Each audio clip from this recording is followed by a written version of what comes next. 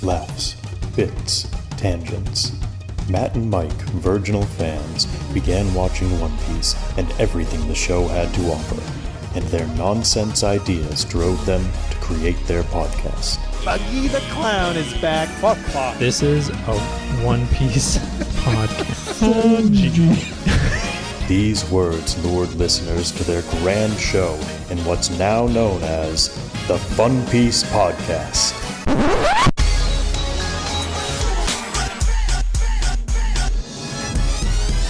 Yayo, yayo, yayo, ho ho, set sail for Fun Piece. It's the name of the podcast with Matt and Mike. Yayo, yayo, set sail for Fun Piece.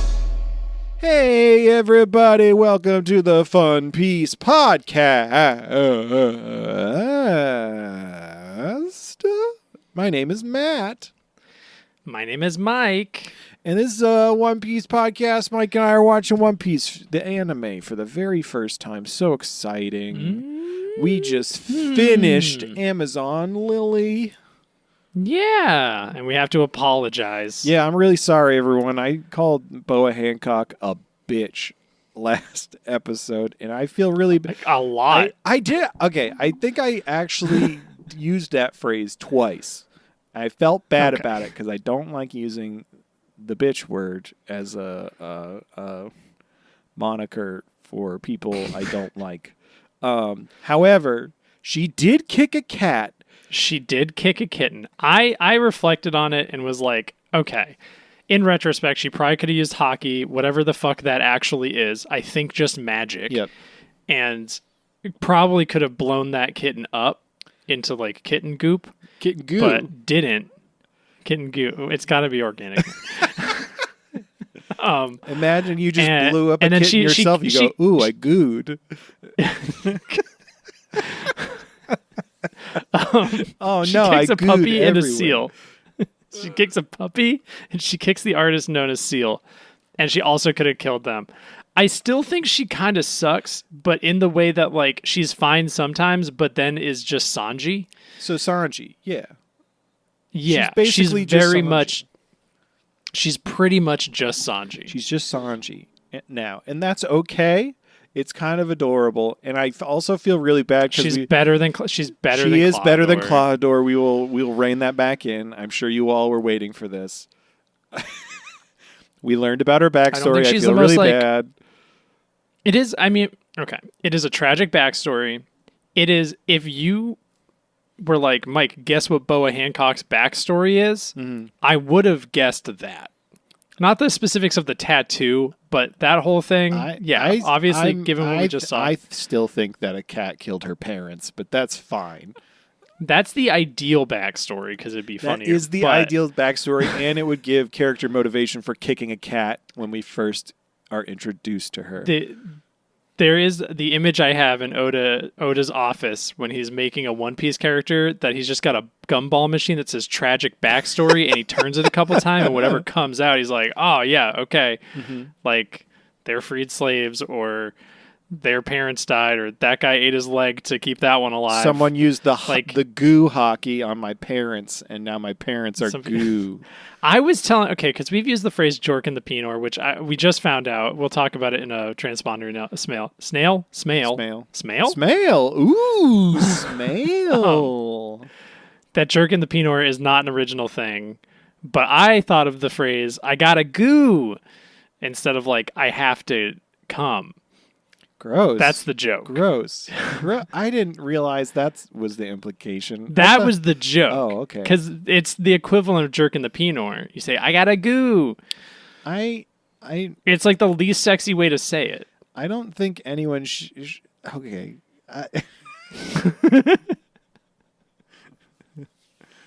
Okay. I understand now. I feel like jork in the penor was fine to say. Yeah.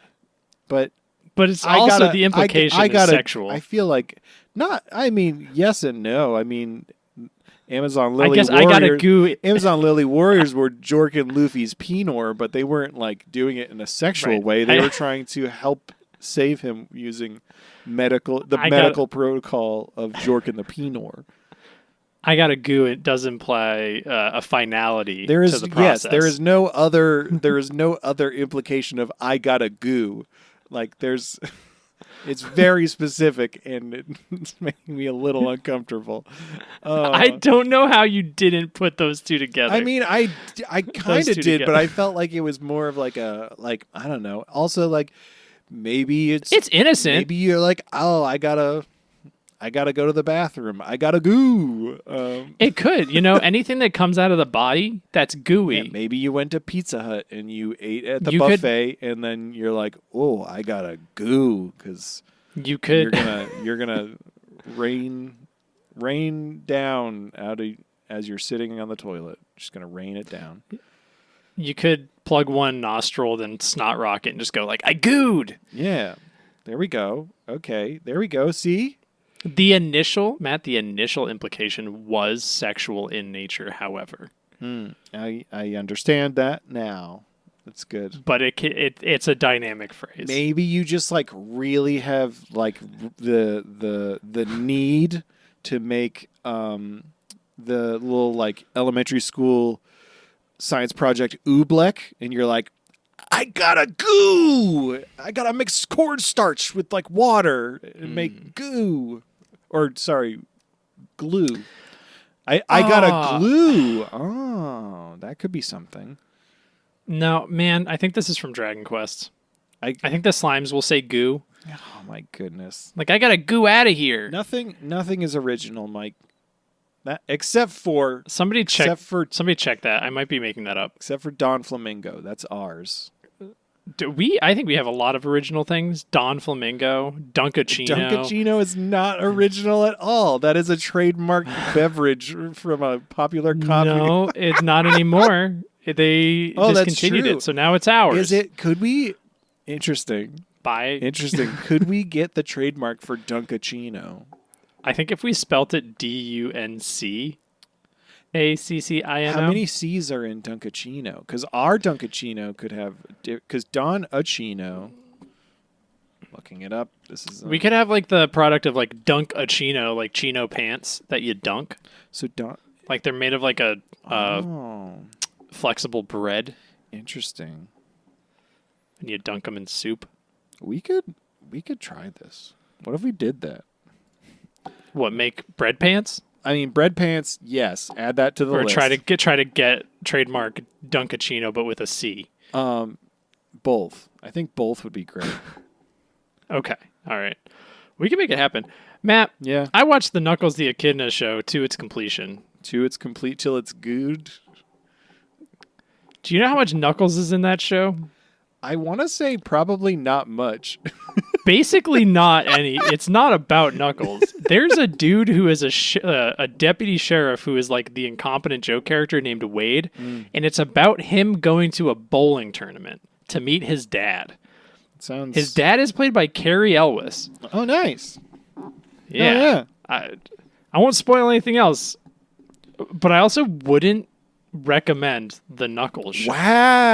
Wow. This is wow. Okay, I A wouldn't recommend it. Sonic property that Mike does not recommend. I wouldn't recommend it if you want to watch a show about Knuckles the Echidna. He does watch Pretty Woman. The exact opposite of I Gotta Goo is how Mike felt about Knuckles the TV show.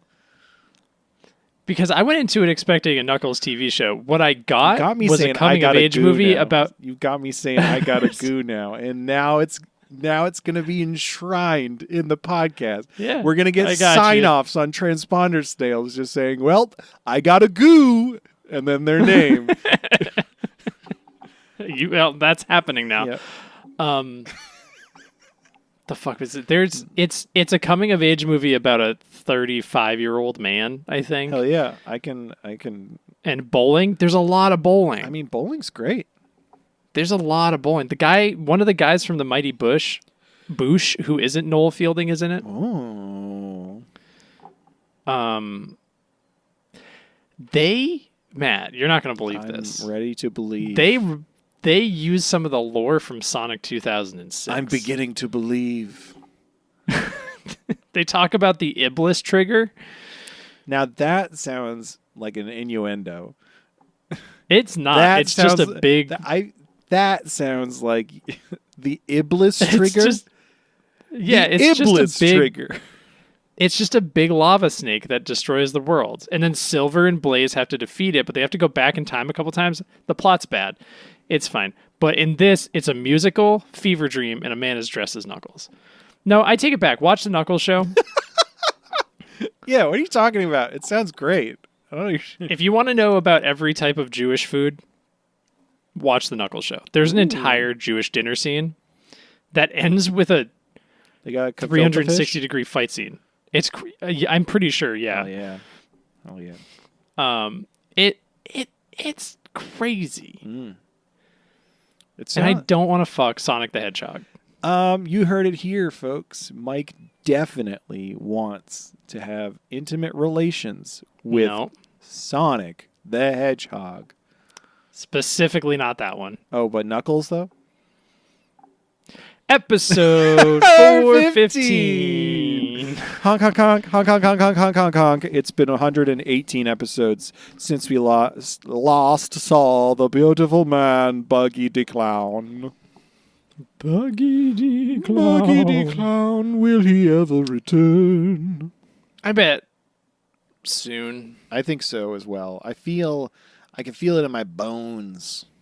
I remember early on seeing images of Buggy wearing striped pajamas. I think and we're going to jail. we're going to jail. We're going to jail. I'd imagine we're going to see a bunch of pirates that we haven't seen in a while in jail. Like I can see we'll probably see Buggy. Maybe we'll see Alvida, Alvida, Richie. Who else do we care about? I think we're gonna Bellamy. maybe Bellamy. Ooh, did I talk about on the podcast that I watched like 2 separate clips the other day of?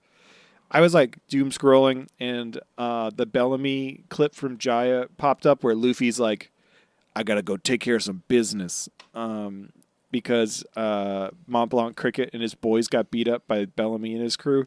So then Luffy goes back to fucking like the Jaya town and just like calls out Bellamy. And meanwhile, like that's when the new wanted posters come in and this dude's just like, oh my God, like that 2 dudes we just beat up were worth 160 million berries. And Luffy just beats the fuck out of Bellamy. Yeah, like handily. Yeah, it's great. I watched it. Maybe we'll see Bellamy. Maybe we'll see Bellamy. Or ski goggles. Ski goggles, yeah. Ski goggles. Sorry, the title for this one is episode 415. Okay, she isn't that bad, but still don't kick kittens, dude. Yeah, don't kick kittens. Why? I don't think my titles are very good. For these ones? No, wait, that one's really good. Oh, that one's also good. I lied. Yeah, your titles are great. They're always great. Luffy's just like, can I get off of you now? Everyone's gone from the arena. He was having just jumped on the back of Sandersonia to protect the arena from seeing the Gorgon eyes on her back, alleged Gorgon eyes. Allegedly. He hops off the back. Everybody kind of backs down a little bit. Luffy secures Marguerite's stoned body. And then Boa's just like looking and she's just like, the battle's over. I'm not interested in fighting anymore. So then Luffy's just like, hey, can you like make these friends of ours into normal people, not stone again? That'd be great. And everyone's like, oh, what? Yeah, and then she's like, oh, well, you can choose them or a ride on my ship. And he's like, oh, cool. Sweet. Them. Yeah. That's fine. And again, they were He's like, I'll figure it out. "What?" Again, they freak out. Yeah. Bo walks down, fixes them, and then we cut to like outside. A bunch of the Amazon Lily women are waiting outside the arena, and then Marguerite, Sweet Pea, and Ephilandra all roll out, and they're like, we don't really know what happened. We got turned to stone? Yeah. What? They don't remember anything. And they find out that Boa took Luffy to Kuja Castle. And they're like, what? A man? A man in the castle? Sandersonia thanks Luffy for everything. And then Boa just strips, and Luffy's like, okay. He's just like, I want meat. don't- I'm hungry. What's going on? Gonna eat beef. Yeah. And then she shows the mark, and he stares at it for a while, and he just hear the hamster on the wheel. Yeah. There's like quick flashes of like fire and like some dude, and the symbol is just like it's almost like it's like a claw. It's like a circle with a triangle on the bottom, and then 3 triangles next to each other on top. Yeah. And it looks like a big paw print claw mark. And Luffy's like, oh, that looks like my friend Hachi's mark, but it's different. He's got one on his forehead. Yeah. Nyon is like, you should just tell this dude what's going on, because obviously we can trust him. Yeah. And she's got the newspaper. We get some Did you see Buggy? We get some heavy lore. I did see Buggy. Hell yeah, I saw Buggy. Yeah, he was right there.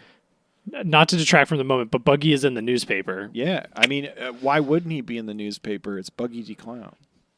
That's true. He's I'm very curious what he's been up to. He's newsworthy. Always. Yeah, fucking we learned that the Luffy's basically just like Nyon after showing up the newspapers like, you're Monkey D. Luffy, right? You just fucking obliterated a celestial dragon a couple days ago. And then Boa Hancock's like, oh, what? Could it be? So then It's like, this guy's rad as this hell. guy's rad as hell. He's the coolest ever. So then we learn that the emblem on her back is the emblem of the world nobles. It's the claw of the celestial dragon. And basically they brand it on the people that they enslave. And so the Gorgon sisters and Boa were enslaved by the celestial dragons. We see a flashback of them as children being captured, sold into slavery. They're having kind of PTSD, and Luffy's basically just like, hey, you don't have to keep telling me this. Like, yeah, it's like, I didn't ask for this. Like, please, like, don't do this to yourselves. But then she keeps saying, after 4 years of being enslaved, a man saved them, motherfucking leader of the Fishman pirates, Fisher Tiger. Fisher Tiger. I was getting. I don't know why I put these together, because I'm not like, Okay. I've watched Lord of the Rings and it's fine. But I was getting like Tom Bombadil vibes when they were like talking about Fisher Tiger. From Fisher Tiger. You think he went and freed like all the celestial dragon slaves and was like, Boba Dumba Dee, Bibbidi Boo, Yeah. I'm Fisher Tiger. I'm Fisher and then, Tiger. like, See you later. I'm gonna go smoke some weed and chill out with my Flips. boys. flippies that flop and hats that don't. I'm Fisher Tiger. Yeah, exactly. He's like, I'm gonna go have sex with my sexy wife now, and they're like, okay. Yep. He's like, everyone should be free to do whatever they like. Beep-a-dee-bop-a-doop-a-dum. My name's Fisher Tiger. That's probably exactly what he's like. I like. hope that's exactly what he's like. I think he's dead, but I hope that's what he was like. You know, death means very little in this world. It's true. No one dies. I'm still not convinced that Gold D. Roger is dead. Same. I am convinced that Bellamere is dead. She got shot in the face. Anyway, Fisher Tigers. I don't know. Fisher Tigers saved thousands of slaves. No, she was just locked in the dungeon What? after she shot. What's his face? Okay, we're not with a shovel. Okay, we're moving on. And then Sanji talked about how much he likes lollies. Yes, of course. Fisher Tiger saved. What version did you watch? Fisher Tiger saved all of the slaves of the Celestial Dragons. She says that she and her sisters owe a debt to Fisher Tiger. After, basically declaring war on the Celestial Dragons and the World Nobles and stuff, he formed the Sun Pirates, and they erased their Celestial Claw brands by creating the Sun Pirate branded brand over it. Yeah. And she says when Fisher Tiger died, the Fishman pirates split up into different factions. And she also mentions the celestial dragons made the sisters all eat snake fruits for their amusement, which does explain like how they conveniently both got snake powers, but also like why would you give them?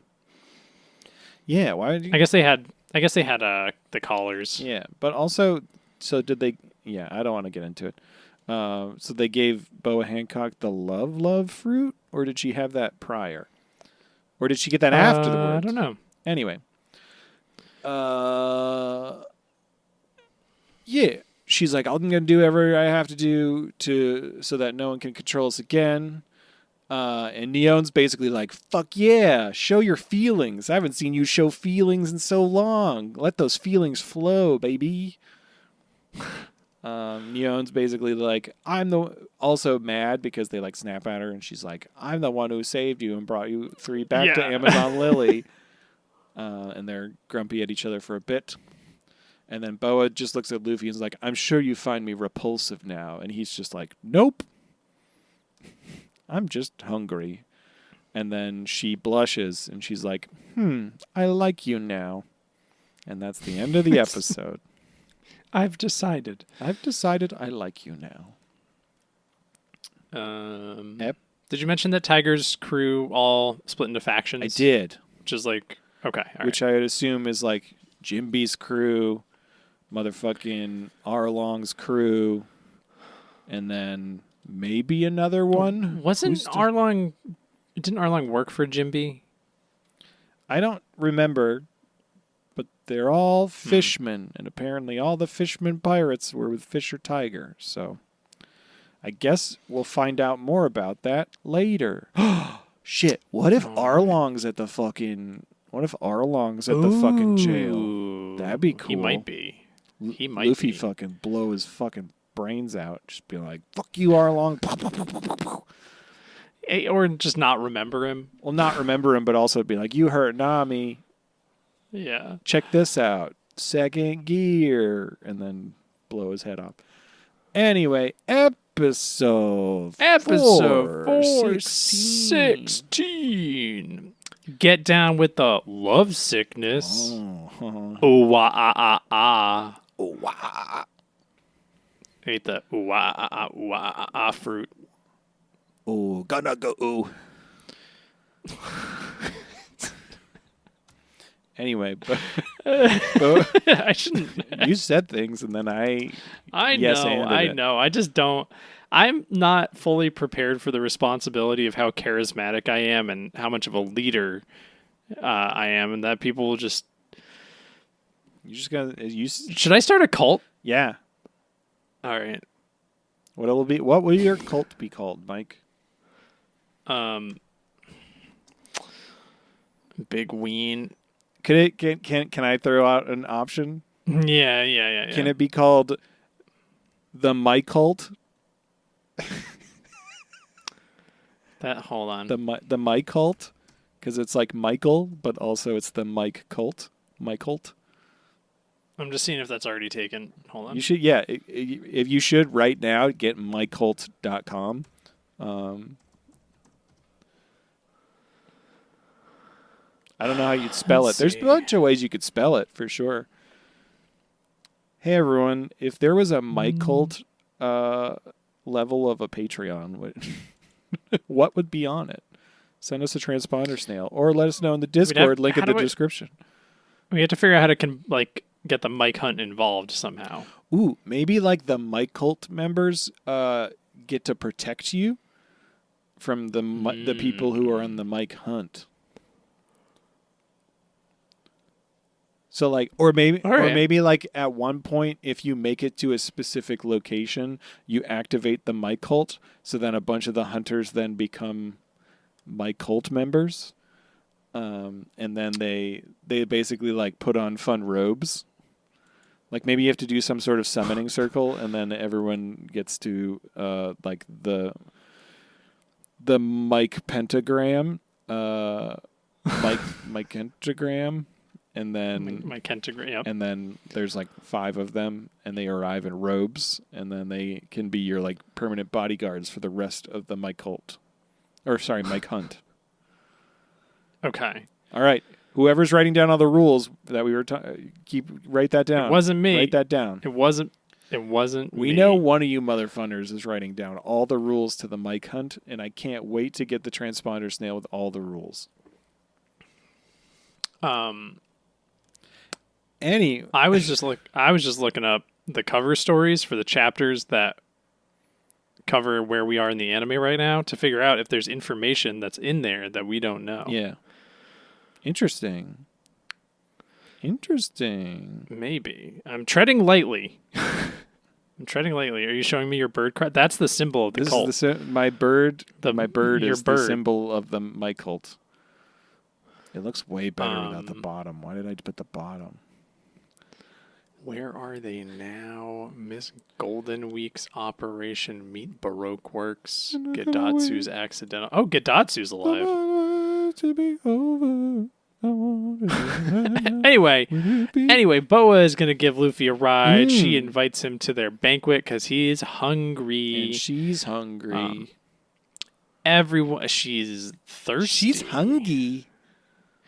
Everyone's disgusted by Luffy eating, and they're also confused why he's there and decide that it's probably all part of Boa's plan to kill him. Yeah. So they all pull knives and go to like take him out. And at this point, he's like big Luffy because he's eaten so much. Yeah.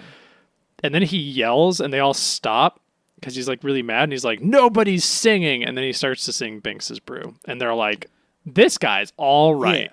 Yeah. That's our favorite song. That's the song that exists. That's the only song that exists." We're fucking jazzed because we love that song. Yeah. Play it again. Play that same song again. They all start partying. They're dancing. They're singing. They're putting chopstick in their noses and their mouths at the same time. Luffy's eating, and all of them are like stretching his face. Lol. They just keep grabbing his face, and he's like, "What are you doing? I can't eat when you're stretching my face." And they're like, "Well, you're leaving tomorrow, and we need to stretch your face now." It's true. They all want to touch him. do. They talk about touching him a lot. They do. Luffy then runs away with Marguerite, and he's got a big meat stick. And they're just talking, and he's being like, "Oh, yeah, thanks so much for helping me. All that stuff. We're good friends now. Look at us." We see Boa Hancock, and she's distraught, and she collapses. Yep, she faints. Marge brings Luffy to Neon. Yeah, Neon's reading the Coup News is what it's called. I don't think we knew the name of that newspaper, but she calls it the Coup News. Coup News. Coup News. She tells Luffy that Boa is a warlord of the sea, and he freaks out. Yeah, which is like you've decimated 2 of those guys, so Yeah. I don't know. I think he was more, he was just like surprised, and then he was like, "Does that mean she can fight really good?" Yeah. And she's like, "Yeah, she can." I feel like I wrote down that she had an 80 million berry bounty, but that seems low. That's what her first bounty right, was. her first bounty. Like, as soon as she took over as captain of the Kucha Pirates, her bounty was 80 million because of how, like, notorious they were. Yeah. Anyway, it's probably more since then. We don't know what it is. Yeah. Anyway, war's going to happen between the Whitebeard Pirates and the Marines, and that Ace is going to be executed, and Luffy freaks the fuck out, and he's like genuinely very scared and upset, and he's just like, "Wait, they're going to execute Ace?" And he pulls out his Beaver card, and we see it like smoldering still. Mm-hmm. And he's like, "I gotta go get Ace. I gotta get to Ace. I gotta get back to my crew and then get to Ace." And then Neon's basically like, "Well, she does a bunch of math, and she's like, well, Sabaody is like a week or more away, and then headquarters is essentially Sabaody's far away. Navy headquarters is closer." Yeah. So yeah. She points out that Blackbeard is the one that turned him in, so Luffy has that information now. And yeah, she goes on to explain how Impel Down there's like the marine. She does a bunch of fucking current it's just thing. A bunch of ocean science. It's the same bunch of ocean science. It's the Ennie's Lobby like cyclone thing. Like we get more context for that. It's just a big whirlpool that they ride to these 3 locations quickly. Yep. And that's it. Yeah, and Boa's sick. Yeah. So Luffy's like, all right, well, I got to take a side trip to Impel Down before meeting up with my crew. And Luffy wants Boa to take him. So Neon's like, well, that works out great because they were going to take her warlord status away. So this works out for everybody. She's keep being a warlord, and she'll go with you, and you can get to Impel Down. Boa's sick. No one knows what it is. She's got that fever, and the only prescription is Monkey D. Luffy. Mm-hmm. Yeah. Was that in that episode? Yeah, Wait, where are we? That's it. That's the end of that episode. That's it? Okay. All right. Episode 17. Love is like a hurricane. Ooh. Here in Amazon Lilyberg. Snakes and snakes and snakes and snakes. It's a Hurricane. Amazon Lily blur. Let's find a Luffy. Ba-dum-bum. And kick a kitten. Luffy too. Hancock. Whoa. There we go. Yeah, we found it. She's Yona gotta arrives. go with Luffy to Impel Down. Whoa. Whoa. They're gotta be best friends and not start to frown. Whoa. Whoa. Boa wants to Yo. jork Luffy's Beanor, yeah. No, she doesn't. She wants to. She wants to make him goo. Oh no. Anyway, It's not so fun when I say it, No, is it? it's not. It's not so fun when I use the term. It's not. It's not playful. It's very direct. Hold on. I want to goo. Like, if we ever link up a soundboard to the recording, that's going to be on there.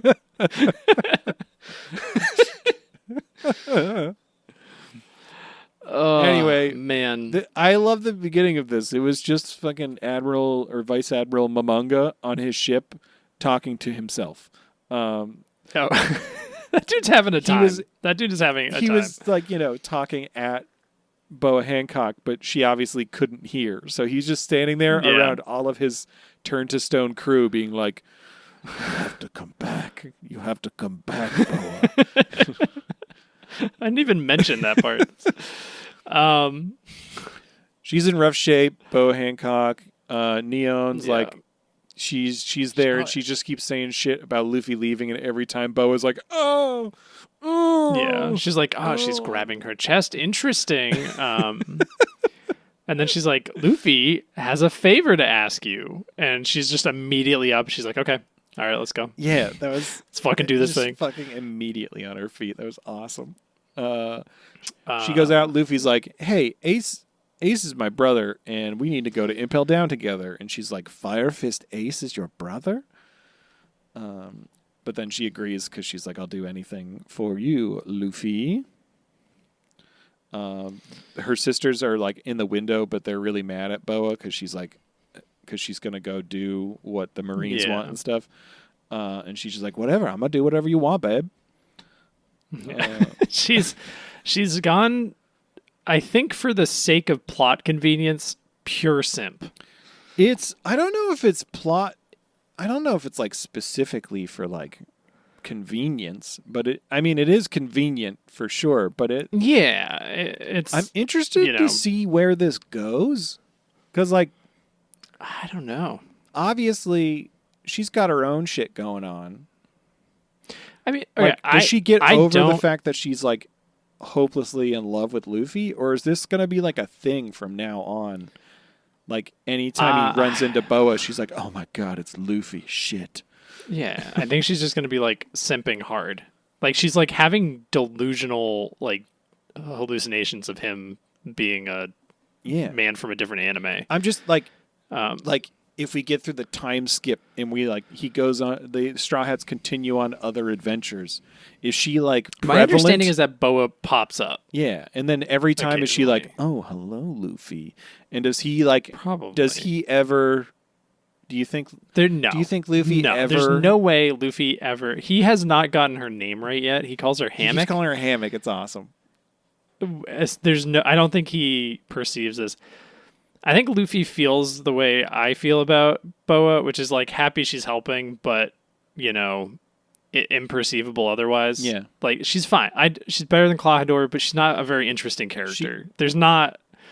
You can't like. It's just like, hey, this person is tragic for these reasons. Yeah. But not like letting you live in it. For a while. I think there's a lot happening all at once right now. Yeah. I think given time to breathe, I feel like her backstory and like the reveal of all of that probably could have been another 20 episodes and would have hit way harder. Well, not only does she look like Robin, but she's got. Is it the same voice actress? I don't think so. I don't know. I think it is. She's got because Robin had the benefit of having this real slow burn. Like we get to know her as a character, and she's aloof, and she starts like eventually she starts learning everybody's names and actually saying them, and like realizing that this is her family, and like you get to like understand and feel for her in a big way for her emotional moment. Yeah, but Bo Hancock was never going to become part of the crew, right? And like the condensed like storytelling kind of thing, like you kind of get the like we're gonna tell you that this is tragic, but not like really let you like live in it. I just like, which is a bummer because like she seems important. Yeah, we got a whole episode just about Rob Lucci, and we couldn't even get we like as a angsty shitty teenager, we couldn't get we could have done without we that. could have got a whole episode about the tragic backstory of the Gorgon sisters and Boa Hancock. That Lucci episode was worse. I think that's the worst episode of One Piece. I think that's worse. Filler included. Yeah. Everything.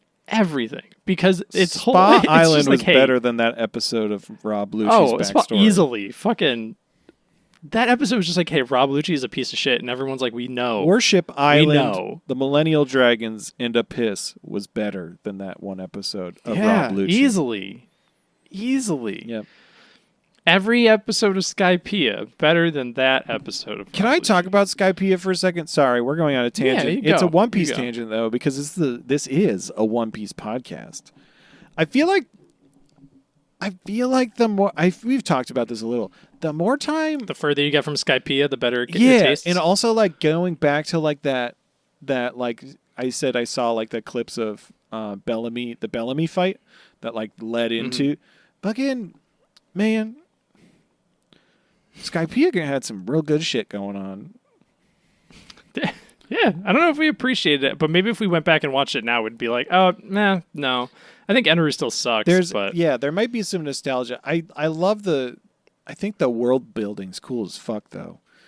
Like there is the funny thing that like there's the implication that Eneru is, because he's like just pure energy, literally the only thing that could hit him was Luffy. Yeah. Which is, well, I guess no, because people can hit Ace. I don't really know. I guess Blackbeard could have stopped Eneru. Blackbeard could have stopped Eneru for sure, because he could. Or like you can use like hockey or something to stop him. Maybe. But he knew what hockey was, kinda. I don't know. Because they had mantra. Is that hockey? Mantra. Or is that different? I think that's different. Okay. Unless it's the same. It might be 6 powers. 6 powers.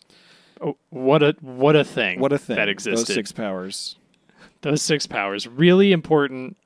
Pasta machine. Pasta machine. Oh man. Man. Anyway, Boa's all in on Luffy. She's in love with Luffy. It is decided, and no one should know. No one needs to know. Nobody needs to know, but it's happening. Luffy doesn't, completely unaware. Neon says the former empresses of the Amazon Lily died from love as well, and she almost did too, but then she left the island to deal with it. You think she left to go be with the lover? Oh yeah, for sure. And it was definitely Grandma probably Neon. it was the proprietor of Book. Oh hell yeah! That's why they both love Book so much. It's Yeah. Book Lady who works at Book. That's how she learned how to And read. Grandma Neon. We're just having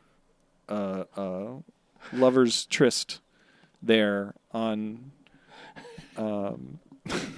fucking Arlong Park. Sorry, I thought of a phrase. I'm not going to say it. it.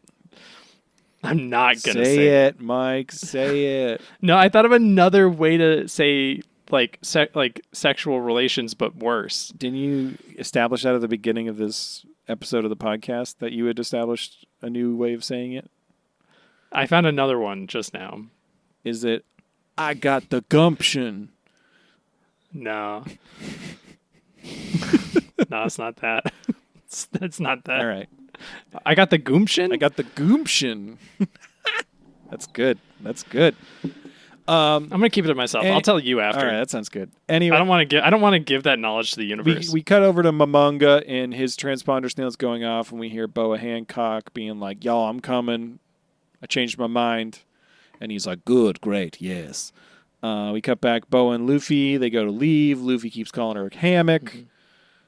Yep. Luffy is the enemy of the Navy because he declared war on the entire world government. So Boa's like, we have to disguise you or hide you, which is very... So yeah. Yep.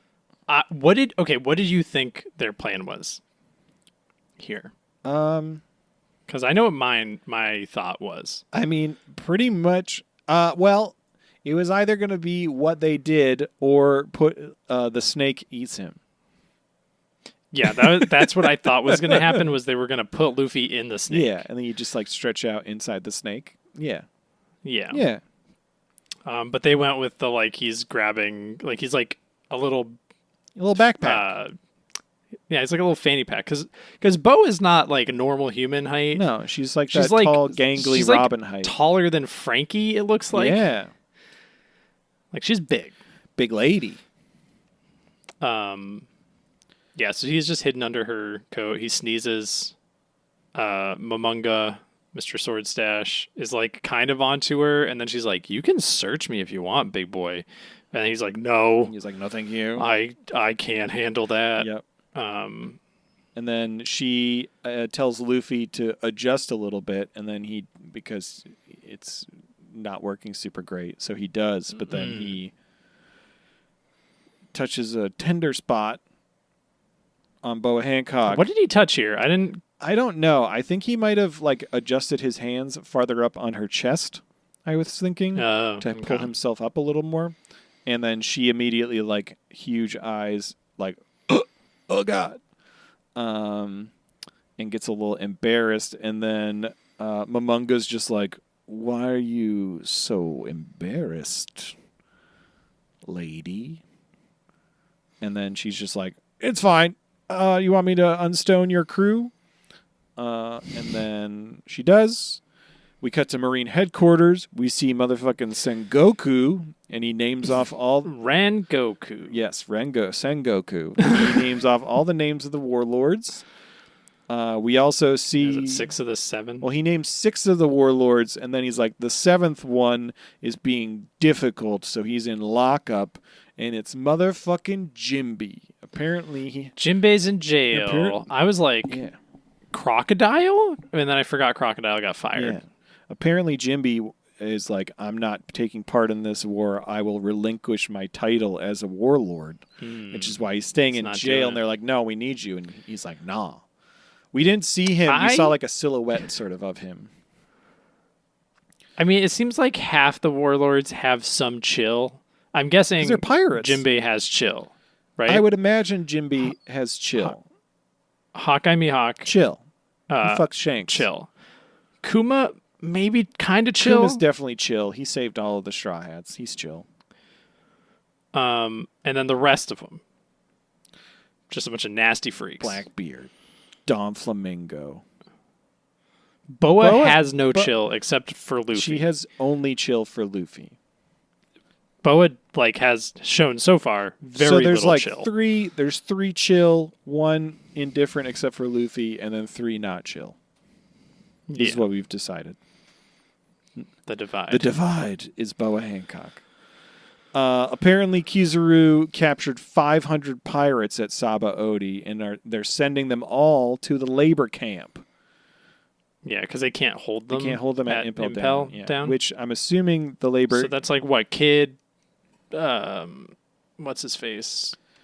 I mean, Tony Law, Kid, Timothy D. Law, Killer, Diaz Drake, Rouge, Capone. All of them supernovas, baby. There's no way they got Capone. He's got so many little guys. Them supernovas, girl. A Marine guy busts in. He's like, "Hey, Whitebeard's ship is moving. The 20 guard ships we had watching him have gone silent, so we can assume that they've been taken out." Yep. And then Sengoku asks about Garp, and they're like, "Oh, he's at Impel Down." Yep. And he's like, "What the fuck?" Yep. God damn it. Yep. And then we cut and we see Garp, and he's at Impel Down outside of Ace's prison cell. And he just looks and he's just like, "Ace, you still breathing in there?" And that's the end of the episode. Wah, wah, wah, wah. So much plot development. Yeah. Very quick plot development. It's crazy. A lot of stuff It's happened. crazy. In the next few episodes, we're going to figure out what's going on with everybody else. Yeah, I feel like we've recapped these first few episodes very quickly. I think it's just because, It's been 45 minutes. okay, that's somewhat quickly. It took us 45 minutes to do one episode of something, 2 episodes of the podcast to cover. That's true. That's true. There's a lot happening, though, so I there's think- a lot to cover. What helped is that I was trying to look something. I was Googling things while you were talking at me, and I was barely listening. Okay, that's fine. I didn't That helps. I didn't have like a... If I don't pay attention to you, Yeah. That's fine. am I the problem? No, I'm also the problem. I also didn't didn't okay. have like a ton of bits for these episodes because there was just so much happening. Yeah, and it was just fine. It's yeah, we get it. Bo Hancock's into Luffy. Yeah. Fisher Tigers, There's, Tom just, Bombadil. This Warrington man on Weather Island, Weatheria, is basically Gandalf. You know, I poo-pooed on the whole quick backstory for Boa and not like she's very flat as a character right now. I bet we get 10 episodes of flashback. Why are you looking at me like that? Nothing. Okay. Anyway, episode 4. Episode 418. I'm gonna be thinking about that. Matt's giving me a look. Like he's gonna goo. Episode 418. Nami learns about rope. Yeah. Swinging the rope, swinging the rope, swinging the rope. Luffy has a psychedelic trauma memory of losing all his friends. Yeah, that's crazy. And then he wakes up and Bo's like, "You were screaming." It's oh yeah, just weird bad dream. Yeah. Bad dream. She fantasizes about rizzing him up. Yeah, and he's got a weird face. Yep. And It's got a different anime face. it's very fun. And then he's immediately like, "Hey, Hammock, what are you doing?" Then we cut to Nami. Oh yeah, she's like yeah. Nami lands outside of a wizard's house. Yep. I love this guy. This guy reminded me of you. Yeah. Yeah. Should I strive to be a strange old weather wizard when in my old age? Yeah. If I get there. You should get into whatever they call weatherology. That's it. That's it. Weatherology. That is what it's called. He fucking I can't. She lands in a crater just like Luffy did. Weatherman is like, okay, Meteorology. I got it. I was just meteorology. Yeah, I know. I'm just brain slow. It's fine. Brain slow. I'm gonna goo. Gandalf takes her inside and she slept for 2 days, and she wakes up and she freaks the fuck out and knocks him out with her climateact. Yeah. And then she I really like his like. He's like, hey, hey, hey, hey, hey, hey, Yeah, hey, yeah. hey, hey, hey, hey, little girl, hey, hey, hey, hey. Yeah. She remembers what happened with Kuma, and she gets sad, and he's just like Gandalf's just like, I'm just trying to help here. Hey, hey, hey, I'm just trying to help. Yeah. He shows her his cool weather rope that has knots that when you undo them, it creates wind. Yeah, when she calms down, he's like, hey, hey, hey, you don't want to kill me anymore, right? And she's like, no, I guess. And they like have food. Yeah. And then he's like, yeah, look, check this out. And he's like, pull 1 and it makes a gust. Check. Pull 2 and it makes a draft. Pull 3 and whoa, and it like knocks everything over. Yeah. They look outside and it's super fucking windy, and Nami's like, oh, these are cyclone clouds. We got to get out of here. And he's like, it's fine. Go take a shower. So then she goes to take a shower, but the shower... It's like a cool cloud shower. Yeah, the shower doesn't just spit out water. The shower spits out clouds that then make the water. We are in quite a run. It hasn't been... I guess it's just 2 times now. We've had the egregious Nami shower scenes. Yep. And then there's one... Why are there always... during a filler. Why are there always Nami shower scenes? Based on the fact that Oda married Nami in real life, Yeah. I think that's just like his I type. guess. It's just like, weird. Yeah. Why don't we get... It's a cool shower, though. I would love this that'd be a shower. sweet like, shower. Holy But, shit. like, This is a small house, and it's 90% Yeah, shower. I mean, that's... Yeah, hell yeah. I just want, like... Why can't we get an Usopp shower scene? That'd be fun. Or a Zoro shower scene. Just saying. So you want Zoro's Or or a maybe a little Foxy. solar Foxy shower scene. Or I would take a buggy shower scene. Do you think instead of showering, he just separates himself and he has everybody wash his individual bits? Maybe. Or maybe he just, like, separates a piece at a time and just, like, dunks it in some water. Does like he's doing the dishes? Yeah. Oh, shit. That'd be really funny, actually. He just does dishes, but he just dish rack full of he buggy. just chops a piece off his body and washes it, puts it on the drying rack, and then, and then lastly, he washes his hands. It makes sense. Hey! Who else do we want a shower scene of? T-Bone? Speaking of T-Bone, we see T-Bone later. We'll get to that. We'll get to that. We see both. We see 2 of our We see a Borbos. couple Blorbos. It's very exciting. He fucking weather wizard goes outside. Is he like a wind-up dryer? He got a wind-up dryer. He's drying her clothes while she's taking a shower. She gets out of the shower. But it's also it's a wind-up dryer, but it's also a wind-up dryer. I wrote it out, and I'm like, oh, that's fucking clever. That's nice. That's a weather joke. Do you think there's rope inside of it? I think it's all rope. It's just all rope. I think it's what's the sex rope that people do? Rope, shooting ropes. No, not the goo ropes. The you wrap your body in rope. Oh. Hey Google, do it. Ask. what's the sexy rope? You gotta say it again. Say it again. We gotta get it clear on the podcast. Sorry. Hey Google, what's the sexy rope thing that people do? You're welcome, listeners. Sorry to my sister if she still listens to this. It's not.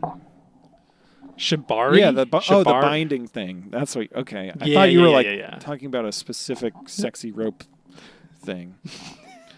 Anyway, it's the sexy rope thing, you know. Anyway, he dries her clothes off. She puts on clothes. He's like, "See you later. Gotta go outside." He goes outside and he makes like a bubble around himself and goes for a walk. Yeah, and she's like, "How is Nami can barely like move." Yeah, she's like, "How's he walking with all this wind out here?" So she grabs his wind rope and she runs out into the storm and she uses the rope along with her climateact and fucking changes the weather.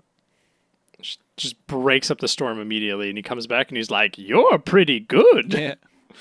And then she's finally like, "Where the fuck am I?" And he's like, "The Sky Island of Weatheraria. Yep. And that's it. Weatheraria. And then we cut over and we see Frankie in the snow. Hell yeah. Well, we see a boy, an old man, and a cyber dog walking in the snow. Was it a boy? First. I thought it was a girl. It's okay. A child, Yes, there's a child, a robot dog, and an old man. nondescript child, old man, and Cyberdog. Yep. Frankie. He's cold. Like they see like a figure in the A figure. the mist. Yeah. I was like, I know this isn't Chopper, but I do feel like it's supposed to make me think it's Chopper. Interesting. Because it's like the snowy place, and he was transformed. That makes sense. Into the big monster Chopper. Yeah, that makes sense. But then Frankie just gets blasted, and they're like, "Oh shit!" And he's like, "Nah, I'm fine." They're like, "What the fuck?" Yep. He refuses a fur pelt offered by the old man. Yep. Because he's like, I have to maintain my style as a freak. And then he does an entire dance number where he does like a slide to the left, clap, slide to the right, clap. And then everybody's in on it. Including the They're having robot a dog. great time. Yep. Lots of crotch shots where I feel like they made his junk bigger than usual. Yeah, it was like pulsating. Like you could see it go up and down. It was a lot of Frankie's junk. If Frankie's character design is in a way where your eye line just goes to the crotch, so you're just, any scene he's in, that's the only place you can look. Yep. So naturally. You notice that it's bigger than usual. Yep. He opened the cloaca. He opened it and he let it out inside his shorts. Anyway, he's still cold after his fun dance number, and he freezes. Yep. The old man reveals they're in the future land of Baltimore. Yeah, I kept saying, he said, I thought it sounded like he was saying the city of Baltimore, but like a Marylander. So he's like, well, we're in Baltimore. Let's go. It was Baltimore, though, right? Let's go get us some He old... who shall not be named Baltimore. It was Baltimore. Let's go get some Old Bay and sprinkle it on some crab shells. It's Baltimore. They're in the future land of Baltimore on Mechanical Island. Anyway, freezes. So then they birthplace of the genius. Yes, birthplace of the genius. Ooh, who could it be? Who? We'll find out. The genius. Who? We'll find out. The genius. Who? We cut over to there's a bit. Yeah, genius. There's a genius somewhere. Who is it? We'll find out in a moment. We cut over to a building where the old man, there's a bunch of surgeons and they're trying to perform surgery on Frankie, and they're like, what the fuck is this guy made out of? Looks like he runs on cola. We don't have any cola. Well, we've got tea. Yeah, there's like a foreground shot of just a cup of tea in the surgery room for some reason. That's how they roll. So we see the kid and the old man and the dog out in the hallway waiting, and then the doors open and there's bright shiny lights. And who walks out?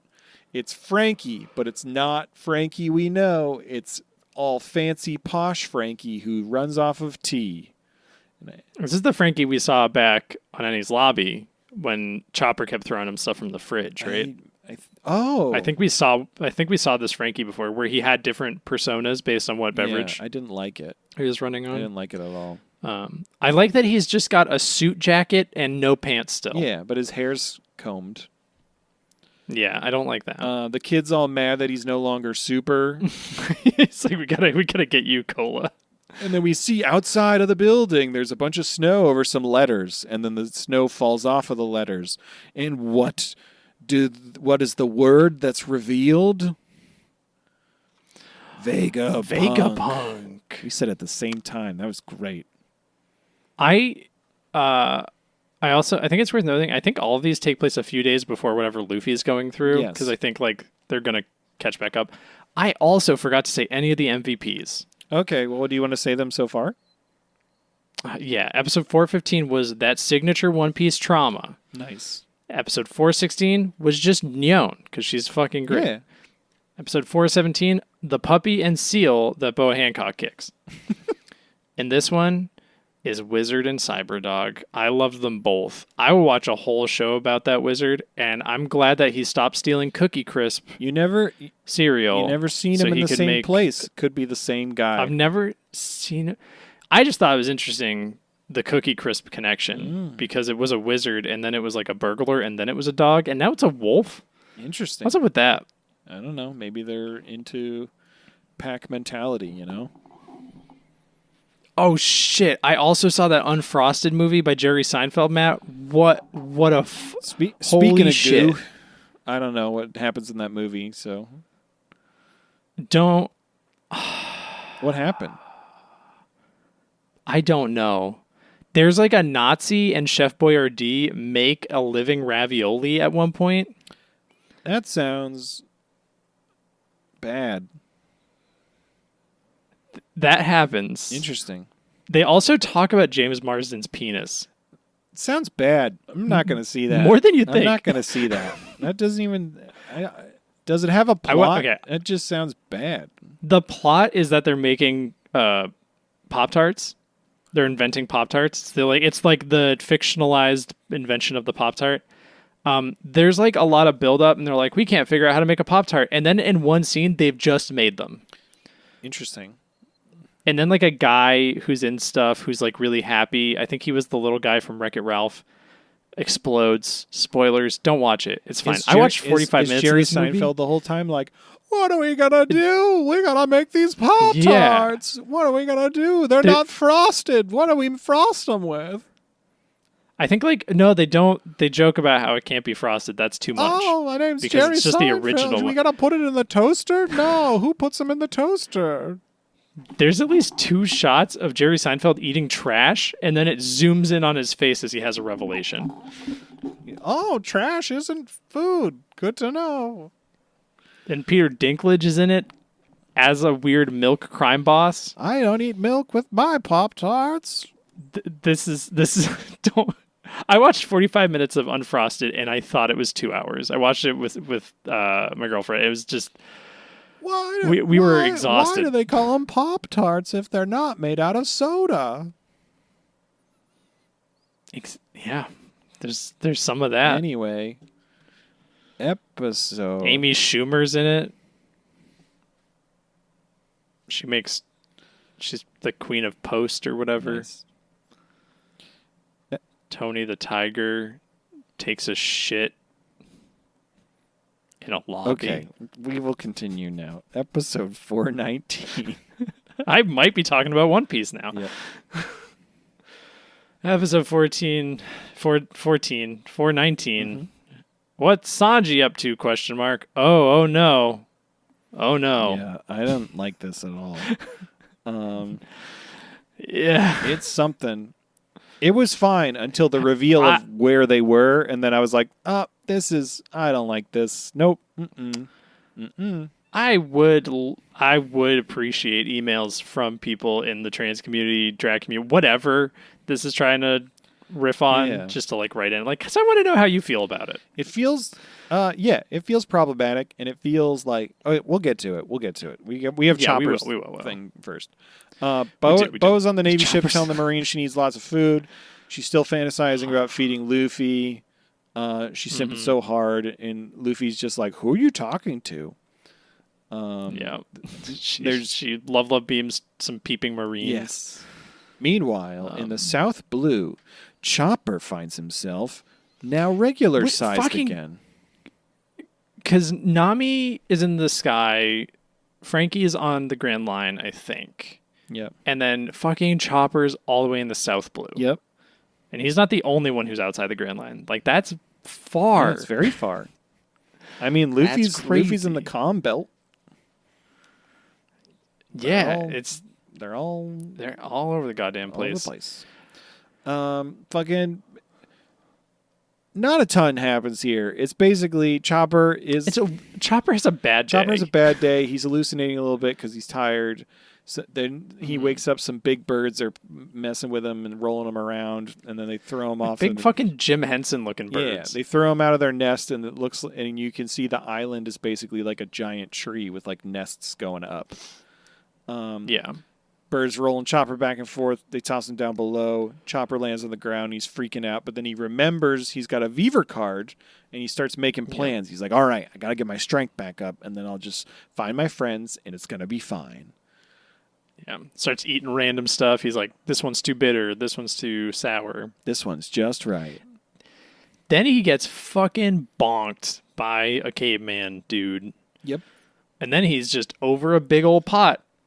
A hot pot. And there's just some cavemen being cavemen. They're saying, Ugaka, Ugaka. make a raccoon hot pot. Yep. He explains that he is a reindeer, and then they're like, "Oh, reindeer hot pot." Yep. And then they're like, "Wait, did that thing just talk?" Yep.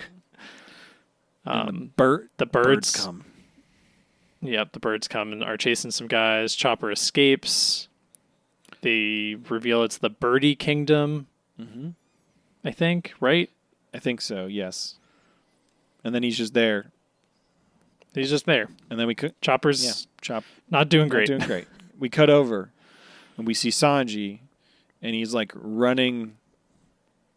This one had like did the other ones have narration? I don't remember. It wasn't narration of sorts. It was like Sanji, like he was reciting a love letter to Nami and Robin. So he's like running on the beach, and then we cut back to days earlier, and he wakes up on the island shore under a big fucking fucked up looking rainbow.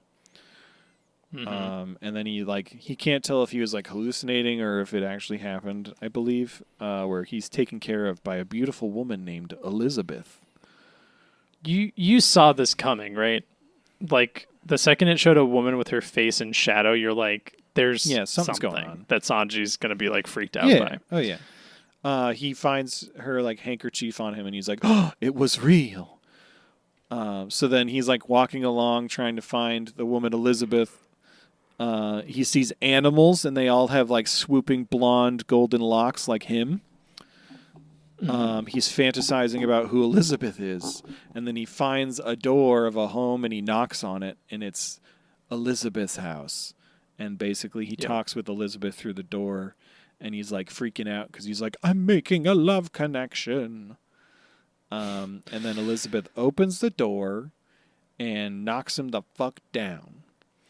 And then Elizabeth is drawn like one of those Chad memes. Elizabeth's drawn like Duval. Yeah, which is like, I think on paper this island is just like, oh, a safe island where all these individuals can live the way they want. Yeah. Great, it's a safe space. But the way they are drawn and portrayed is like horrific. Yeah. Like, they're supposed to be like scary and other. Yeah. And like the name, I think the subtitle had what the island was called. They called it like Kama something Kingdom, but then there was a Kamabaka or something. But then there was a Kamabaka title that I was like, I think that no. Yeah. Yes.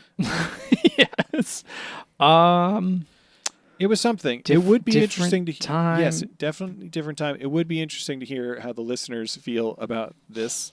Because it feels problematic.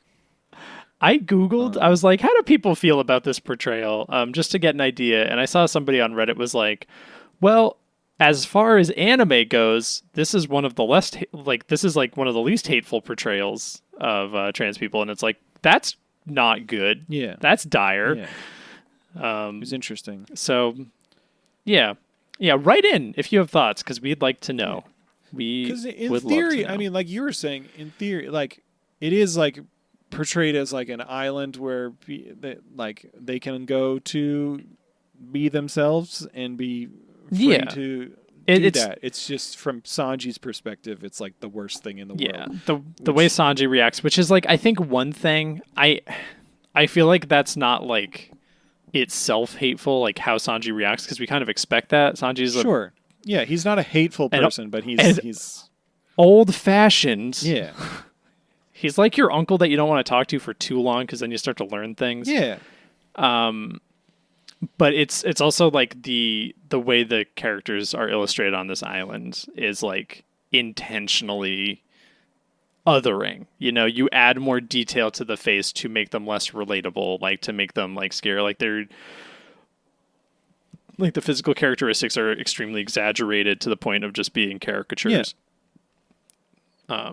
Which is not a great thing to do to communities of people that you're trying to represent. For sure. Yeah, we don't have to dwell on it. Y'all know anime, especially of a certain time period, just seems to have a problem with this. Yeah. The MVP was the year 2008 when this was published. What a year! And and that's the end of the episode, pretty much. anything? Episode Episode 420. 420. Nice. Blaze Robin really got the most screwed is the title I came up with last minute. Robin got not the worst of it, I think. Holy this fucking just let's just drop her in a slave encampment of people building a bridge for no reason. For 700 years. It does start with more like Luffy and Boa shenanigans. I don't remember specifically. Is this the one where she's pouring tea? Yeah, she offers to make tea, then asks Luffy about his friends. He mentions everybody and then says Nami and Robin, and then she freaks out about Nami and Robin and just like continues to pour the tea as she's like, who are these two women? She has some funny like things where he's like, sorry, babe, can't handle me. And he's got like his arms around fake Nami and Robin. Yep. We cut to another snowy place, and Robin is in a Kuma crater.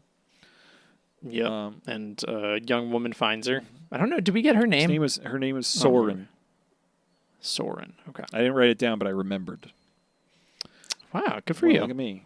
Anyway, she brings Robin back to her place where the people are. They're all wearing prison jumpsuits. Yeah, it looks like a military, like a World War II military camp. Yeah, and they keep freaking out about like the officers finding out about Robin. So the Soren is basically just keeping Robin hidden.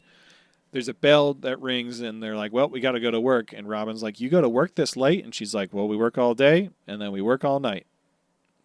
That's what we do." Great. And they're making a bridge that's supposed to connect all of the islands. It's been being built for centuries. I don't know if it's explicitly stated, but all the guards have world government logos like on their jackets. Yeah. It's like pretty obvious that's who they're working for, but yeah, just a bunch of pieces of shit. Oh, yeah. Like very aggressively. Yeah.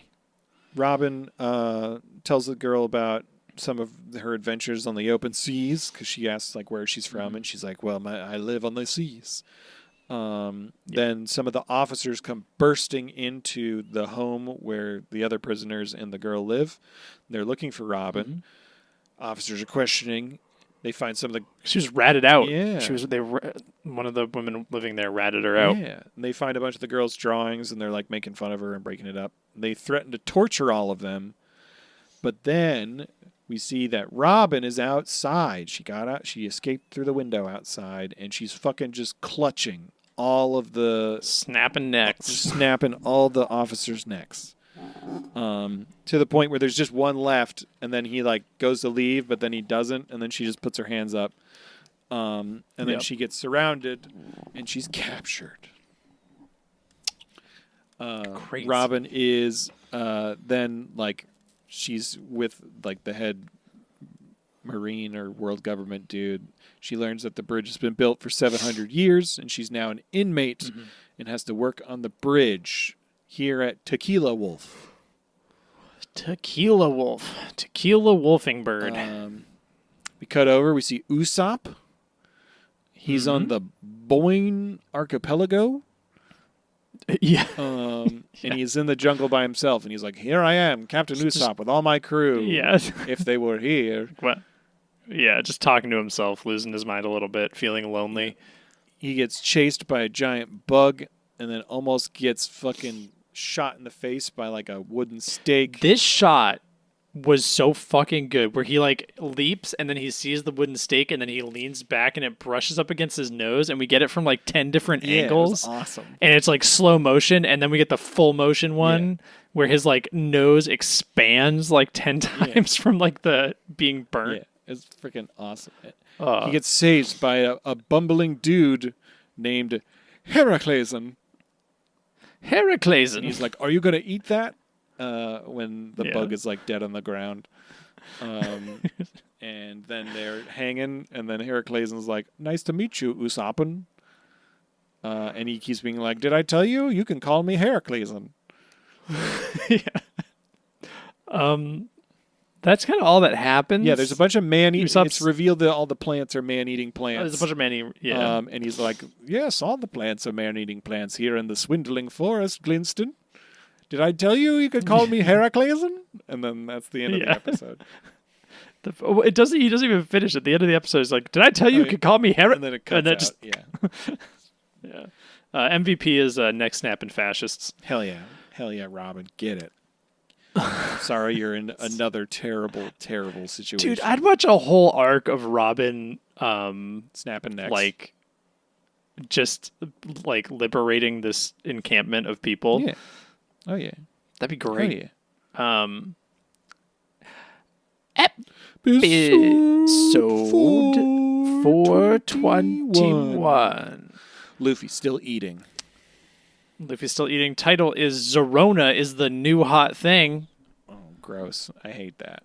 While you recap, I'm going to go on to Archive of Our I don't like that at all. Luffy's still eating. Boa carved a heart on the wall of her room on this Navy ship, and she wrote Luffy and Hancock inside of the heart. She's still obsessing about Robin and Nami, but then she's like, Luffy, you need to be quiet because there's some dude outside. And then we cut outside, and there's some weird marine dude who's turned on by burps. And he's like, Oh, yeah. He's like, I'm kind of into Yeah, that. I'm I kinda don't into know. that. I'm a little It's freak. like, I think someone's in there with Boa Hancock, but I don't know. Maybe it is her. She's burping. That's pretty cool. That turns me on. We cut over to the Muggy Kingdom ruins where we see Perona. And she's mad. She's still by herself. She's very upset. She wanted to go to a dank, dark place when Kuma asked her to go on vacation, where she would go on vacation, but she didn't want to come here by herself. But then what happens? From the sky, crashing down, it's none other than motherfucking Zoro. The love of her life, Zoro. Ugh, I hope that's not a thing. It's a thing, Matt. I looked it up. It's a thing? It's a thing. Oh, no. Perona and Roronoa Zoro. Perona. All right. Anyway, Zoro's in his Kuma crater, and Perona rolls up, and she's like, shit, it's this guy. He's a Straw Hat. And he, like, wakes up, and he's like, oh, no, it's shit. It's Perona. Fuck. But then he passes out. And then we cut over, and he's in a bed, and she had bandaged him up. Oh, maybe it's not. He sees her, and they Sorry. both kind of yell at each other, but then she does... She bandaged him up poorly. Yeah, it's fine. It's very funny. She does a negative hollow to like keep him in check when he asks for his swords because she's scared. And she's like, "You're gonna be my servant, and we're gonna live here together." And he's like, "I'm not gonna do that." And then she negative hollows him again. He passes out, and he wakes up, and she sewed Zoro into a giant kamusi. Do you think she like had his dead skin on her? No, I think she made a new one.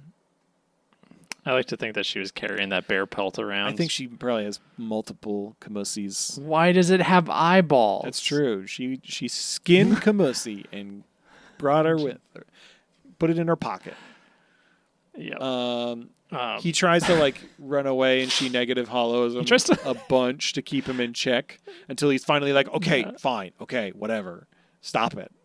Yeah, he's like, I'm just gonna leave, and then he tries to leave, goes the wrong way. She points to the door, and then he walks a different direction.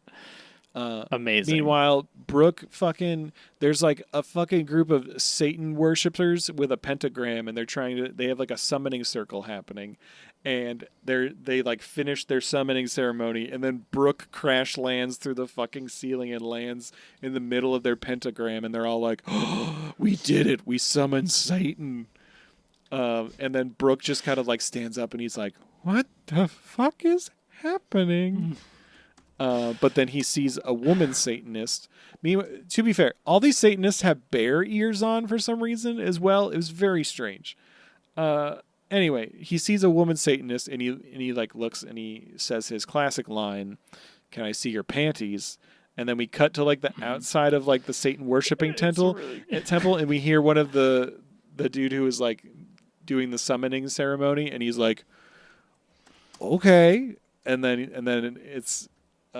Everybody apparently showed off their underwear. Everybody show him your underwear. Yeah. And Brooke's like, I don't. Oh, okay.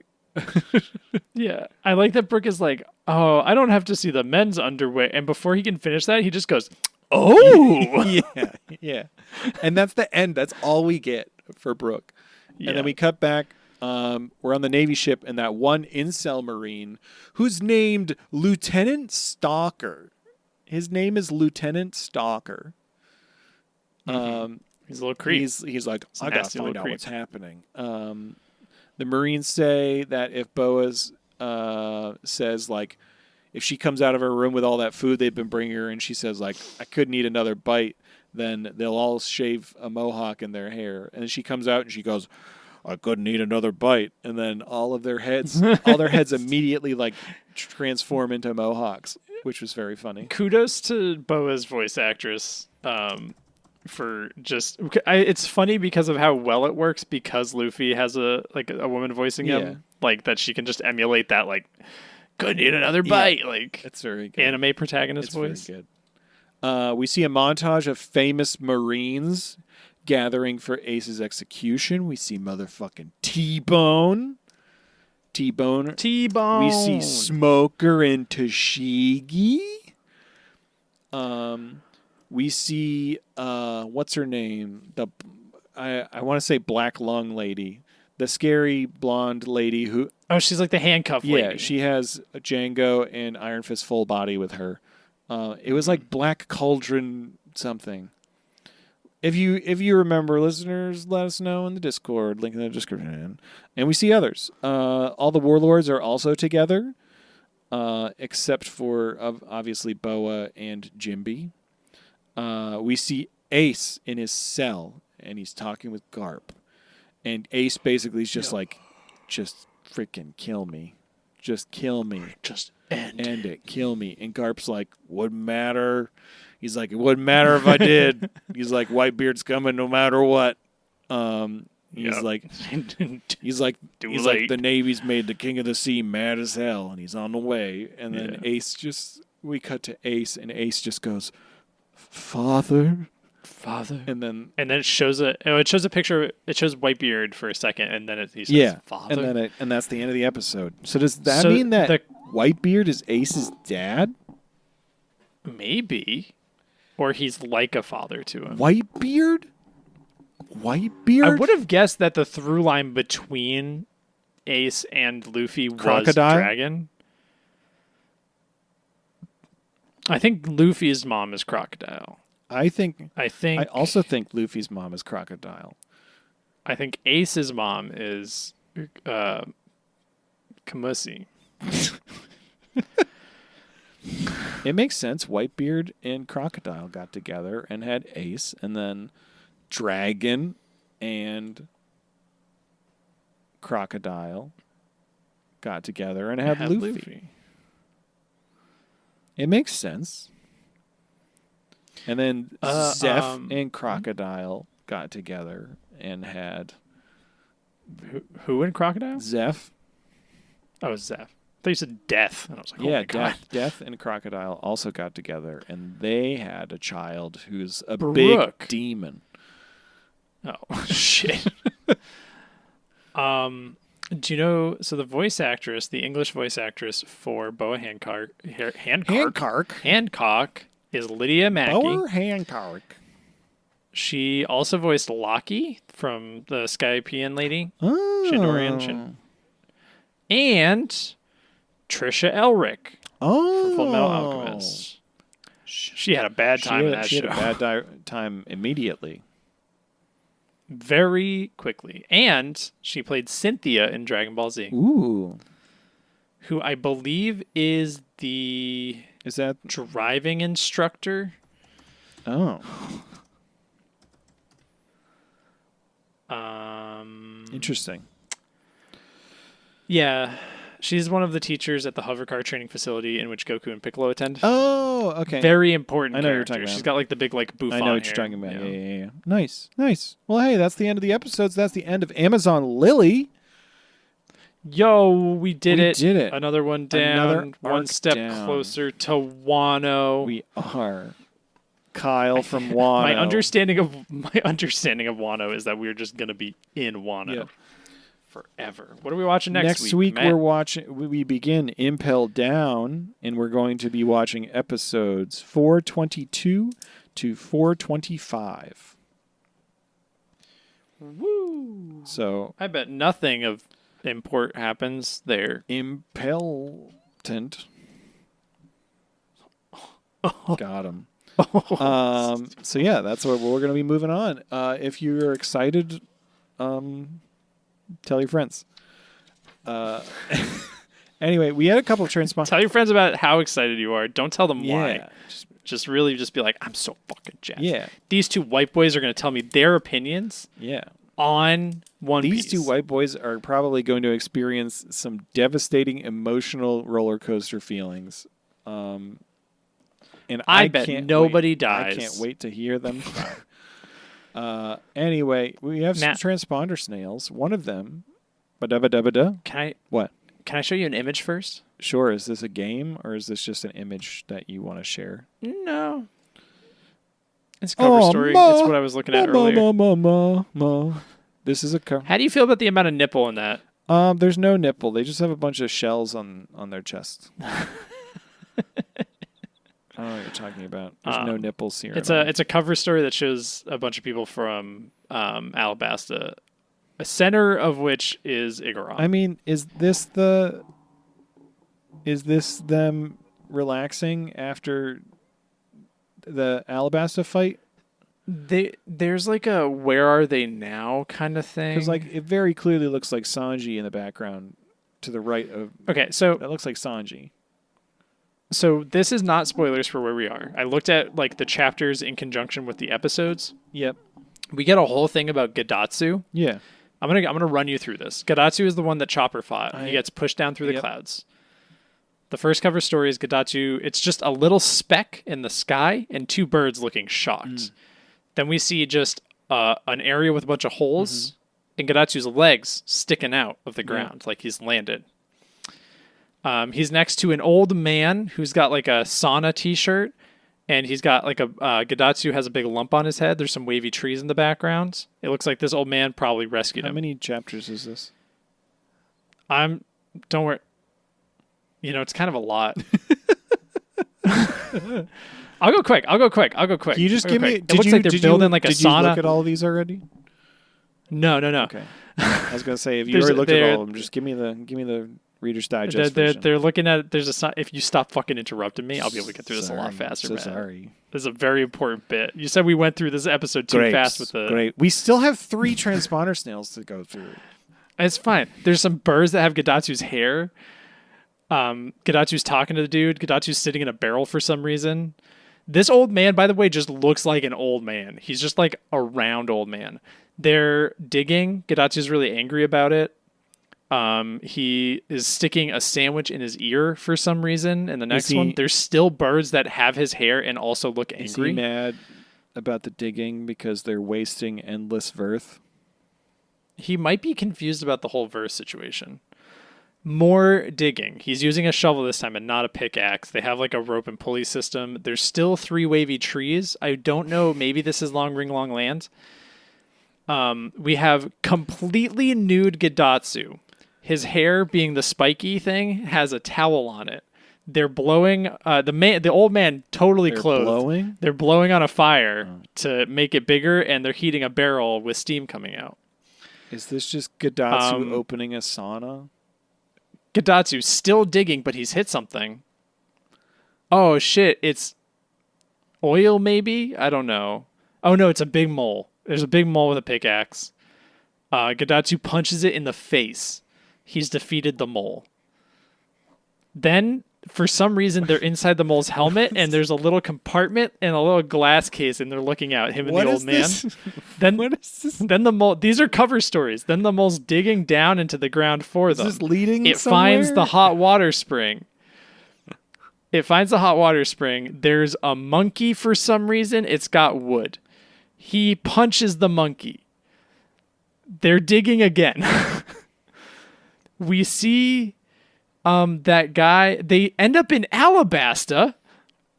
They dug straight. Gadatsu ends up in Alabasta the world Alabasta and ended up in Alabasta. That one dude we don't like from Alabasta is there, and he's missing a hand. Koza. They meet Koza and his dad. They meet Karoo. They go and they open a hot spring, and it's got Gadatsu's logo on it. There's still a giant mole. It's Ukari Hot Spring Island now. There's the big crab transports people from Alabasta Pincers to his hot spring. And who's there but Blue Nami, her bird guy, her dog guy, and Igaram. Then that image I showed you, they're all chilling out. We also see Igaram's wife. We see a Kung Fu Dugong and Vivi all hanging out at the spring, having a good time. He's a successful businessman. He's shocked for some reason. I don't know why. That shows a big outline of his whole establishment. That's the end. How did you feel about that? Now we know, Matt, you were wondering this entire time, what the fuck is going on with Gadatsu? I really want to know. Once He Chopper got opened a hot spring. Once Chopper got and his he first kill, his first confirmed kill, I was completely concerned that he wasn't actually dead and whether or not he was going to be opening up his own spa. So thank you for going through that 10-minute long We bit. will have context. We'll have context for episode like 720, where for some reason Gadatsu's hanging out with Vivi. Yep. And we'll be like, that's Yeah, it weird. makes sense. And we're like, whoa, they're cool. They're cool people. Does he still have wings? He does. Wow. And he still has his crazy Wow. hair. Congratulations, Gadatsu, on your upcoming business venture. I'm glad you enjoyed Just- that new segment. We're still only an hour and a half. This is nothing. Ba-da-ba-da, This is nothing. ba-da-ba-da, Oh, ba-da. shit. We have a Kalik. We have a transponder snail from Molten Garnet. Sorry, not Molten. Well, it's too late. I said Molten Garnet. It's The fine. subject says threat, and then it just says solid mineral signed solid mineral pirate samurai, and it is a photo, and it's Of my kitchen table. My dining room of table. Michael's kitchen table, and there's 2 glass jars, and inside of the right glass jar is Anthony Chopper with a camouflaged hat on, and then in the inside of the left jar is the announcer and the bird members of the Silver Fox Foxy crew, and they're both trapped in jars. And I don't know if they're ever going to get out of those jars, Mike. They aren't there right now. Also, it's Itamamizu and Chuchun. I apologize. I did have to look that up. He had to look it up. He didn't know their names. They weren't in his heart like I know. Chiquitita. I know Foxy, Hamburg. I know Portia. I know Pickles. I know Big Pan. It's fine. Chiquitita.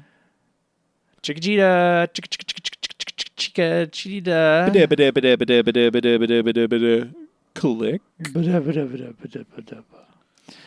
We have another transponder. Do you wanna take this Sure, one? we have another transponder snail from T-Gen. The subject line is hobbies. Sorry, it's been a while since I sent a transponder snail. I went to Japan. It was amazing. I need to go back ASAP. Congratulations. I'm sure it was a blast. I'm sure you shared a bunch of photos in the Discord, so that was cool too. Thanks for sharing your adventure with us, T-Gen. As far as hobbies to recommend, get into 3D printing. I don't make any money with it, but it has a lot of potential. Also, I will send you all the unicorn models so you can print and distribute unicorns too, if you so wish. That might be interesting. I 3D printed you a melty, A 3D, a big old golden foxy. Yeah, that's pretty cool. It is really cool. T-Gen goes on to say, I also recommend cosplay. It's fun to put outfits together, and I know you guys have dabbled. Also, it can be very social. There's a lot of events, even if you cosplay One Piece only. There's a ton of people around here are into it. Keep up the amazing work. I love everything about the podcast, and do what I can to support you guys. Thanks.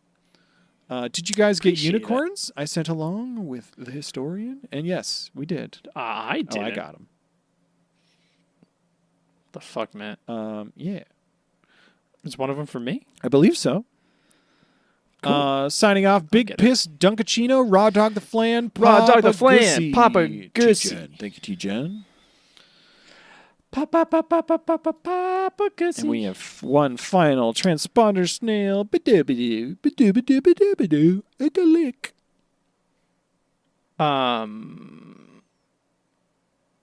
I got this one. Jorkin it? Question mark. Do either of y'all watch Secret Sleepover Society? No, but you have told me about it before. They've been playing the game Ghost Trick and have been making Jorkin the Penor jokes during their streams. So, not as original as we thought, Matt. No, I mean, I wasn't like claiming Jorkin the Penor was like a original Felt thing. like it was an original thing that our friend came up with, Lloyd Sheffield. It's not like Raw Dog and the shame. Flan. Raw Dog and the Flan is our thing. We've got them. We should trademark that. Okay. Raw Dog and the Flan. Man, what if we get so big one day we have big group events and then everybody, like, we have a Raw Dog and the Flan contest and you and I have to eat as much flan Raw Dog style as quickly as possible. We have to like go down a table just sideways. Anyway, for Matt, did you know there's an app for bird watching where you can record bird calls and contribute to research of local bird stuff? I can't remember what it's called, but new hobby ? Is that the Merlin? You do have a Merlin Bird ID app? I don't know. You busted that out on our vacay. Our vacay retreat. Yeah. Signed, all jorked out. Fish Friend of the sea, Casey. Friend of the show, Casey. That's not what that means. I'm gonna Google it. Flan of the sea. Flan of the sea. Fortnite of the. I don't know. I can't think of anything funny right now. Frank ogles the stems. Casey. Frankie over the stew. Frankie over the stew? That's it. Frankie over the stew. That is it. Oh, it's Fellowship of the Spirit. Fellowship of the Spirit. That makes so much more sense. That's what it means, yeah. Oh, beautiful. Tom Bombadil. Anyway, thanks everyone for listening to this episode of the Fun Piece Podcast. It's an AA group. Never mind. Don't joke about that. Thanks everybody for listening. You can, if you could, as a special gift to myself and Michael, tell a friend, tell a coworker, yell at your family members about the Fun Piece Podcast. And One Piece in general, because we need more One Piece talk. Oh, Mike, did we even talk about, did you see Netflix? Sorry, I was doing the sign off, but I also remembered, did you see? Oh, the official Roblox? Oh, well, yeah, that happened. There's like a Roblox game, official One Piece Roblox game. We should check it out. Separate from that, did you see they posted like the audition calls for a bunch of characters for season 2 of the live action? No. Pretty exciting. Where do I have to be for that? I don't know, the internet to find it. But they put the call out for Vivi. They put it out for Tashigi, for Smoker, for Robin. Hell yeah. And Mr. Hey everybody. Mr. 5, the guy who picks his need boogers you. and throws them at people. Miss Wednesday. A bunch of people. They put it out for a bunch. Pretty exciting. Hey everybody, I need you to help me get cast as Vivi. And I need you to help me get Matt cast as Karu. That would be pretty funny. That would be pretty. Oh, fuck. If we go to a convention, I know I should be Foxy, but if I dressed as Vivi and you dressed as Karu, that'd be pretty good. And I just got to ride your shoulders all day. I mean, yes, that would be pretty good.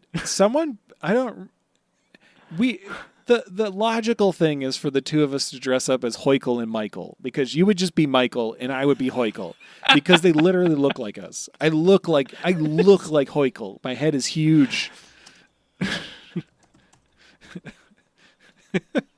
They really do. Like, we look like Hoikel and Michael.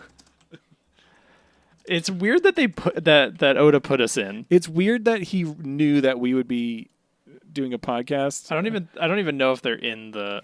They do look exactly like us. It's crazy. They look just like us. I just need to shave my hair to look like Hoikel's hair, and that's how we would look. That'd be so fucking funny. Yeah. Hoikel and we're literally Hoikel and Michael, and that's it. Anyway, moving on. Thanks everybody for listening. I think I just got Hoikel Michael spoilers. Oh no! Did they die? No, I think it's. I don't think it's important. I think it's from an SBS. This is the tiniest picture. I'm just gonna post it. I think this is time skip. Okay. I'm gonna send it to you first, skip. and then when this episode comes, Time skip Hoikel and Oh my Michael. Ooh. oh come on, let me save the image, please. Anyway, while you're Please. doing that, thanks everybody for listening to the Fun Piece podcast. Again, hell yeah, Hoikel and Michael. Fuck yeah. Anyway, please, oh please, spread the word. Word of mouth's the best form of advertisement, and we use our words of mouth to talk to you, and you should, if you can, if you have the time, spread the word, because we're having fun doing this. We hope you are too. Anyway, other than that, you can find us on the social medias, Instagram, TikTok. Send us a transponder snail at funpiecepodcast@gmail.com and join the Discord. Link in the description. Thank you, Matt, for Thanks. shilling for us. I have one question for you. Yes.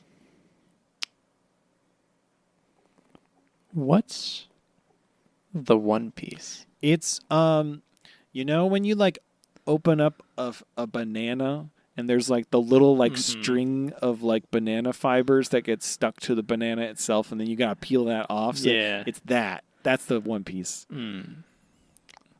Some of that little stringy banana goo. That stringy banana goo. I'm gonna goo. I'm gonna Goo.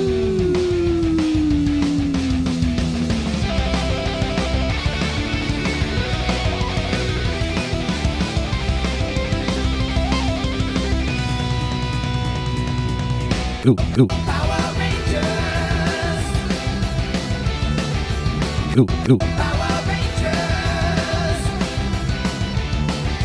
goo, goo, Power Rangers. You mighty goo.